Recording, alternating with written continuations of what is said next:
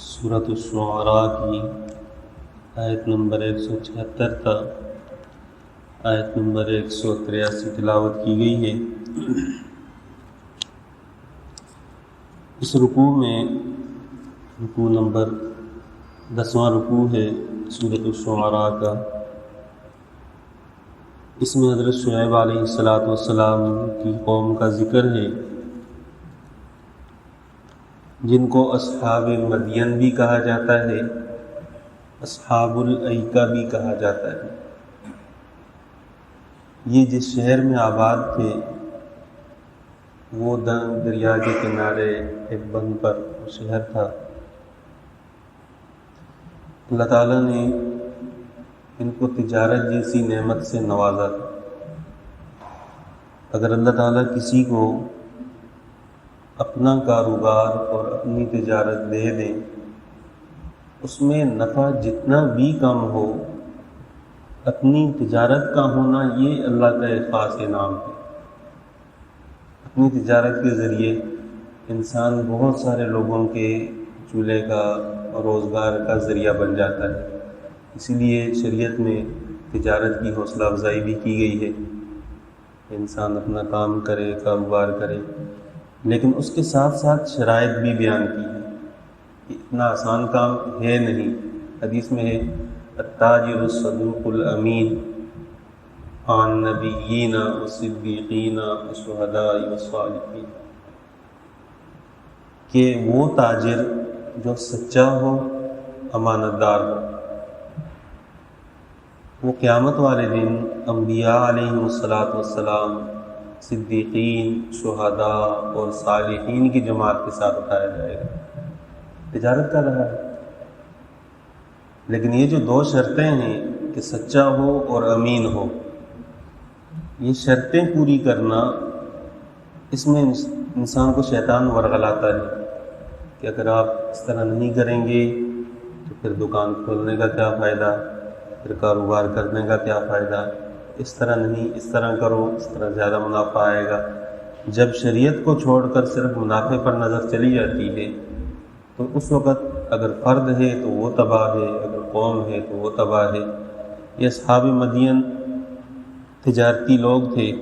شعیب علیہ السلام ان کے پاس آئے، ان کو آ کر سمجھایا تو ان لوگوں نے شعیب علیہ السلام کو جو جواب دیا، سورہ ہود میں اللہ تعالیٰ نے ان کی آپس میں بات چیت وہ نقل فرمائی ہے۔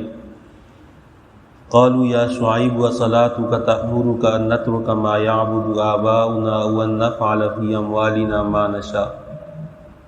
تیری باتیں وہ تجھے یہ کہتی ہیں کہ تو ہمیں آ کر تجارت سے روک، ہمارا مال ہے، ہم اپنی مرضی سے خرچ کریں گے، اپنی مرضی سے کمائیں گے، اور انک لانت الحلیم الرشید، تو بردبار آدمی ہے، سمجھدار آدمی ہے، تجھے پتہ بھی ہے کہ زندگی گزارنے کے لیے کیا کچھ کرنا پڑتا ہے۔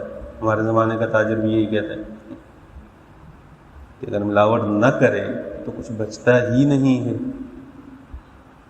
تو تاجر کے ہاتھ میں تو اللہ تعالیٰ نے اختیار دیا ہے، اچھی چیز بنائے، اس کی قیمت اچھی رکھے، اور تھوڑا عرصہ نام بنانے میں لگے گا، پھر اس کے بعد اللہ تعالیٰ نواز دیتے ہیں۔ لیکن ہمارے ہاں سلسلہ یہ ہے کہ ہم جب نام بن جاتا ہے تو پھر صرف نام کی کھاتے ہیں، کام نہیں کرتے، کام کرنا چھوڑ دیتے ہیں، اور اس کی وجہ سے آگے چل کر پھر نقصان بھی ہوتا ہے۔ ورنہ تجارت تو اتنا نفع بخش دنیاوی اعتبار سے بڑا کام ہے کہ ایک بندے نے تجارت شروع کی، مثلاً اس نے ایک ٹھیلا لگایا چھولے کا یا چائے کا، ایک چھوٹا سا کیبن کھول لیا۔ اب جب اس کی اولاد جوان ہوگی، اس وقت تک وہ ٹھیلا ہوٹل بن جائے گا، ہو سکتا ہے ہوٹلوں کی ایک چین بن جائے۔ اس کی اولاد جب جوان ہوگی تو وہ اس ہوٹل کی اس نشست پر آ کر بیٹھے گی جس پر اس کے باپ نے 50 سال محنت کر کے اپنے آپ کو پہنچایا ہے۔ ملازمت میں یہ سلسلہ نہیں ہوتا۔ ایک بندہ اگر ملازمت کرتے کرتے کرتے کسی کمپنی کا جی ایم بن گیا، ایم ڈی بن گیا، چلیں جی فلاں شخص وہ مینیجنگ ڈائریکٹر ہے اس کمپنی کا، تو اگر بیٹا تعلیم حاصل کرنے کے بعد آئے گا تو دنیاوی اعتبار سے اس کو صفر سے شروع کرنا پڑے گا۔ باپ کی کرسی پہ اس کو کوئی بھی نہیں بٹھائے گا کہ بڑا پڑھا لکھا آدمی ہے اس کو وہیں بٹھا دو، ایسا نہیں ہوگا۔ تو تجارت میں اخروی اعتبار سے بھی نفع ہے، دنیاوی اعتبار سے بھی، لیکن دو شرطیں ہیں، صداقت اور امانت۔ ان لوگوں نے شعیب علیہ السلام کو جب دھمکیاں دینی شروع کی کہ ہم آپ کو رجم کر دیں گے اور اپنی قوم سے نکال دیں گے، بس ہمیں یہ مسئلہ ہے کہ آپ بڑے طاقتور خاندان سے تعلق رکھتے ہیں اور آپ کے پیچھے لوگ مضبوط ہیں، ورنہ ہم آپ کے ساتھ تو یوں کر دیتے اور آپ کو بستی سے باہر کر دیتے۔ تو شعیب علیہ السلام نے سمجھانے کے بعد ان کو بتا دیا کہ اب تمہارے لیے سزا کا فیصلہ ہو چکا ہے۔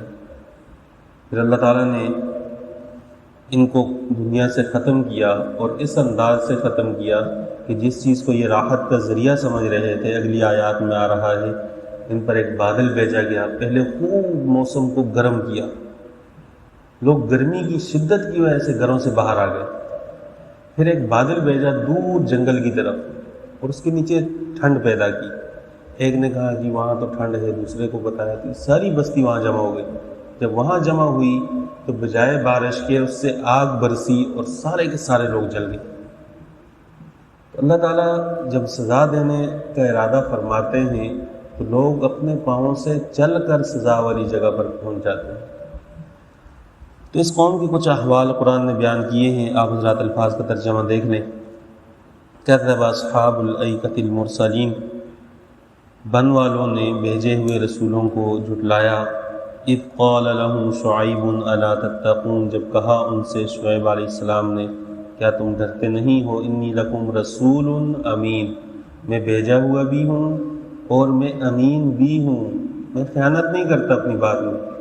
اس سے اصول یہ معلوم ہوا کہ جو بندہ دین کی بات کرے، دین کی، اس میں اپنی خیانت شامل نہ کرے۔ ہمارے استاد امام منظور نعمانی صاحب، ان سے جب ہم نے قرآن کا ترجمہ پڑھا تو اس وقت ان کو 52 سال ہو گئے تھے قرآن کا ترجمہ پڑھاتے پڑھاتے، 52 سال۔ اور ترجمے کا مطلب یہ ہے کہ شعبان رمضان میں علماء طلباء جو جمع ہوتے ہیں 400-500 لڑکے، ان کو ترجمہ پڑھاتے تھے، اور شوگر کے مریض اور دل کے مریض اور کتنی بیماریاں ان کو، 70 سال سے زیادہ عمر۔ تو ڈاکٹر نے ان کو کہا کہ آپ زیادہ نہ بولیں، آپ کو بولنے کی وجہ سے دل کا مسئلہ ہو سکتا ہے۔ وہ صبح فجر کے بعد، ابھی تو مدارس میں ناشتے بھی ہوتے ہیں، کھانے بھی ہوتے ہیں، بہت ساری چیزیں طلباء کو دی جاتی ہیں، اور پڑھتے پھر بھی نہیں ہیں، تو فجر کے بعد کلاس شروع ہو جاتی تھی۔ وہ فجر کے بعد بیٹھتے تھے، ظہر کی اذان تک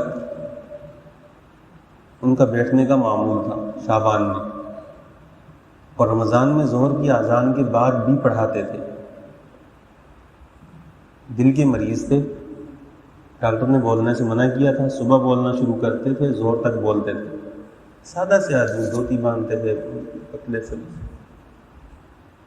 تو صحیح فرمایا کرتے تھے کہ دین کی دعوت دینے والا شخص، خاص طور پر جب قرآن آپ پڑھائیں تو قرآن کو اللہ کی کتاب سمجھ کر پڑھیں اور اللہ کی کتاب سمجھ کر پڑھائیں۔ ایسا نہ ہو کہ آپ کا تعلق جہاد سے ہے تو پورے قرآن کو جہاد کے لیے، آپ کا تعلق تبلیغ سے ہے تو آپ پورے قرآن کو اٹھا کر تبلیغ کے لیے، آپ کا تعلق خانقاہ سے ہے تو آپ پورے قرآن کو تصوف کی کتاب مان لیں۔ ایسا نہ کریں۔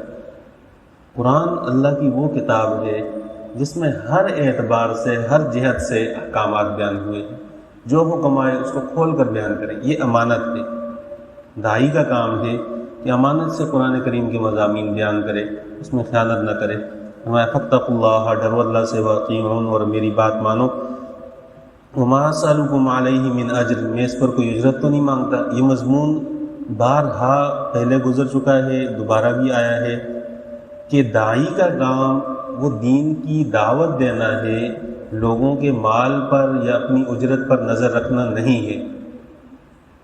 اجرت اللہ تعالیٰ کی طرف سے اس کے لیے ہے، ان اجریہ الا علی رب العالمین، میری اجرت وہ اللہ تعالیٰ کے ذمہ ہے جو رب العالمین ہے۔ اوفوا الکیل ولا تکونوا من المخسرین، وزن پورا پورا کیا کرو۔ کیل، وزن، کیل کہتے ہیں وزن تو جو باٹ کے ذریعے تولا جاتا ہے، اور کیل کہتے ہیں جو کسی پیمانے کے ذریعے تولا جاتا ہے۔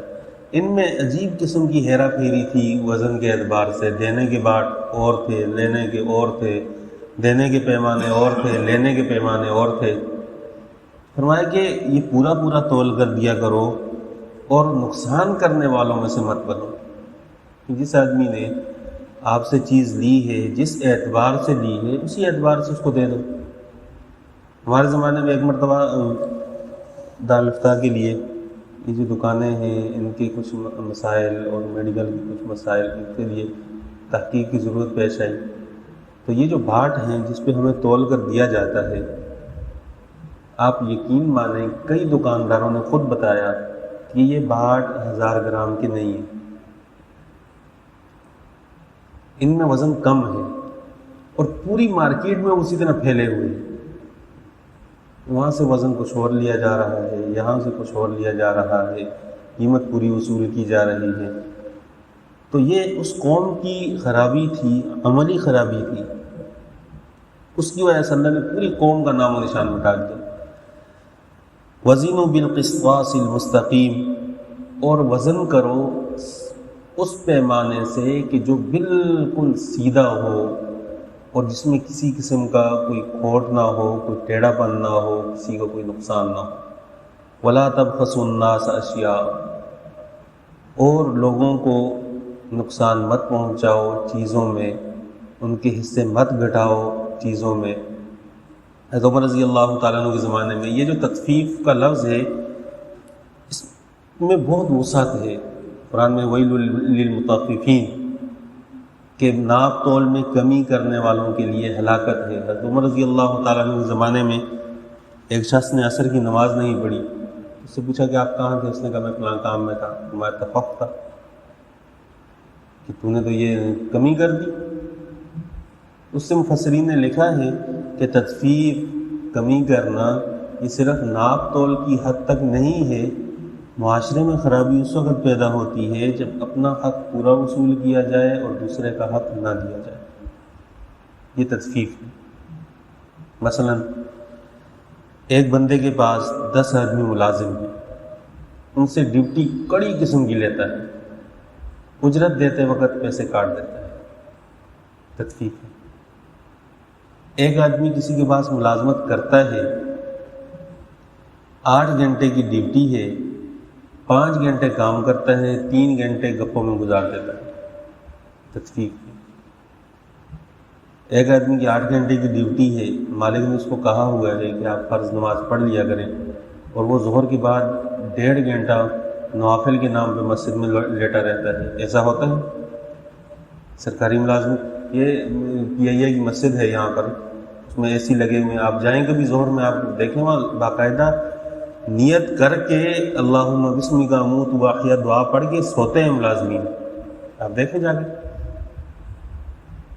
کیا ان کو سونے کے لیے یہ وقت دیا جاتا ہے؟ تو ملازمت کے اوقات میں فقہاء نے لکھا ہے کہ نفل پڑھنا جائز نہیں ہے، نفل نماز، تلاوت کرنا جائز نہیں ہے۔ جب کام کا وقت ہے کام کریں، تسبیحات پڑھنا جائز نہیں ہے، اپنا کام کریں، بزرگ بن کے بیٹھا ہوا ہے۔ ان چیزوں کے لیے جو چھٹی کا وقت ہے اس میں سے اللہ کا حصہ نکالے، جب مالک کے ساتھ معاہدہ ہے اس معاہدے کی پاسداری کرے، ورنہ یہ تطفیف کے زمرے میں آئے گا۔ ولا تبخسوا الناس، اور اس میں خیر و برکت بھی کمائی سے ختم ہو جاتی ہے، یہ بات ذہن میں رکھیے کہ اگر کوئی شخص ادارے کے ساتھ مخلص نہیں ہے تو اللہ تعالیٰ اس کی کمائی میں برکت ختم کر دیں گے۔ حدیث میں ہے خیر الکسب کسب ید عامل اذا نصح، کہ بہترین کمائی انسان کی محنت کی کمائی ہے، بشرطے کہ اپنے ادارے کے ساتھ، اپنے کام کے ساتھ وہ مخلص ہو، ایماندار ہو، کہ اگر اس کی ذمہ داری ہے 8 گھنٹے کی، اگر 8.25 گھنٹے 8.5 گھنٹے کام کر لے گا تو اس سے اللہ تعالیٰ اس کے کام میں خیر و برکت ڈال دیں گے، اس کی ملازمت میں خیر و برکت ڈال دیں گے، اس کی تنخواہ میں خیر و برکت ڈال دیں گے، اس کا اجر اللہ تعالیٰ اس کو دنیا میں لوٹا دیں گے۔ لیکن اگر ہیرا پھیری کرے گا تو اللہ تعالیٰ اس سے بہت ساری نعمتیں ویسے ہی واپس لے لیں گے۔